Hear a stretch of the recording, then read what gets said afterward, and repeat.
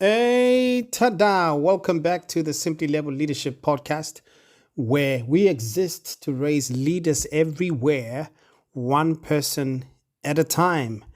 Today marks part two of our new series, The High Performance Leadership. And last week when we met, or the last episode rather, we briefly really began to paint the picture and just unlock and unpack together what a high performance picture, or rather high performance culture, looks like. We also briefly described what we actually mean by high performance, but we went further than that and began to unpack, what a high performance leader does in order to build, a culture of high performance, as it were. And I implore you to have a look at, that particular episode. Go back and tune in. You will be blessed. So today marks part two, as I said. And in here, we're going to go a little bit deeper into building a culture of high performance, right? Let's start here. Culture is not a poster on a wall. Culture is the way we do things here, in inverted commas. Purpose, behaviors, standards, energy. I want to kick off today, or this episode, with another, true story that I think would really help us to grasp what this looks like in reality, right? Everybody loves a good story, and storytelling is really a powerful tool to really ensure that the message lands and it just lifted up and it doesn't remain just theory. So, in the early 2000s, Toyota studied a failing manufacturing plant. Productivity was low, morale was low, leadership was absent. They replaced the leadership team with managers trained in the Toyota production system. What is that system? Respect, clarity, and continuous improvement. Within a year, the plant became one of the top performers globally. Same building, same machines, same employees. So, you may ask the question, what changed? I'll tell you what changed. The culture. The culture changed. So,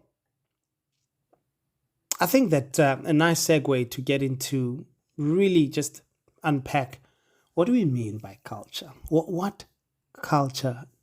What is culture really? So, let's put it this way. Culture is built through four different elements, or four elements basically. One, vision, that is, where are we going? Two, values. That means what guides us. Three, behaviors. What actions do we reward? And four, systems. What routines reinforce excellence? We're going to unpack this, in the following way. Culture equals consistency. If you preach teamwork, but you in turn reward individual performance, your culture is competition. If you preach excellence but tolerate mediocrity, your culture is low accountability. This is so important to get. I want to repeat those 2 points. If you preach teamwork but reward individual performance, your culture is actually competition. On the other hand, if you preach excellence but tolerate mediocrity, your culture is low accountability. What are the daily rituals of high performance culture? I want to give you just a couple of them very quickly. I won't delve into each individual, but I think these are easy enough to grasp. The daily rituals of high performance culture looks as follows. 1, daily huddles where it is possible and doable. 2, clear targets. 3, visibility of progress. 4, recognition moments. And 5, rapid problem-solving sessions. Culture is not built in workshops, or trainings or classroom, etc. But it is built on daily behavior. I want to give you another case study. Let's continue to drive this home. We'll call this next case study Netflix, in inverted commas, no rules. So Netflix created a high-performance culture by designing freedom with responsibility. They only hired adults, people who didn't need micromanagement. Their culture rests on 4 very important pillars. 1, radical honesty. 2, team alignment. 3, clear expectations. And 4, removal of what they call, in inverted commas, brilliant jerks. Their principle is as follows. Adequate performance gets a generous severance package. So, high performance is actually the norm at Netflix. High performance is the norm. If you produce adequate performance, that attracts a generous severance package. All right, so I want to just summarize a couple of action steps. As you know, in our podcast, we will not let you go without, giving you some practical tools to be able to operationalize the things we learn. And more so in this series, we feel the need to equip, as I said, and I made the promise in the first part 1 last time, that by the time we're done here, and that will be in part 12, I would like everyone to walk away feeling that, man, I've been to business school for free. All it cost me was my time and my data. All right, here's some action steps on a serious note. Number 1, if you want to build a high-performance culture, number 1, define your culture with precision. In other words, be clear on the vision, be clear on the values, be clear on the behaviors, as well as the systems. Number 2, establish daily rituals that reinforce performance. This one is absolutely crucial. When I speak with my team, they probably will say it and complete the sentence before I do.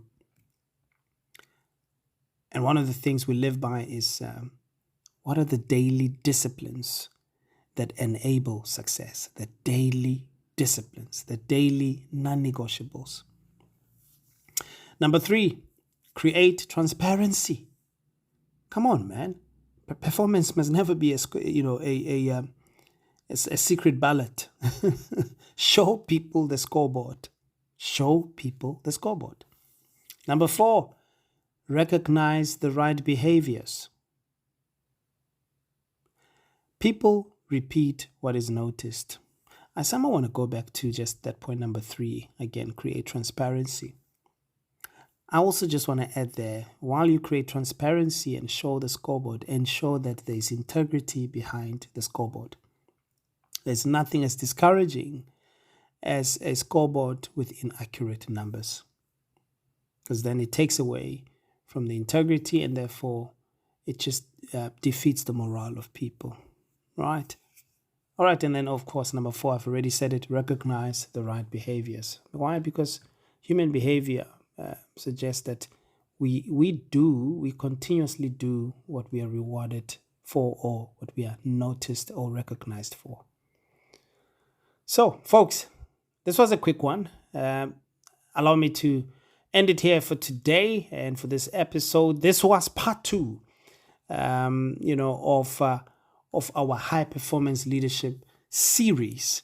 In the next one, in the next chapter or part 3, we break down the single most important element of high performance. I dare say, I call it clarity. Clarity. You can't lead what people don't understand. All right, folks, let's leave it here. Thank you for tuning in. Please do remember to follow, like, and share this episode with those who you believe will benefit out of this within your circle. And let's play our part in building leaders everywhere, one person at a time, because it's going to take leadership. It's going to take authentic, bold, agile, and innovative leadership to take, our businesses and the people that we lead and the world we live in to its next horizon that will be one that our children and our children's children would be proud to live in. On that note, see you in the next episode. Thank you for tuning in. Eita.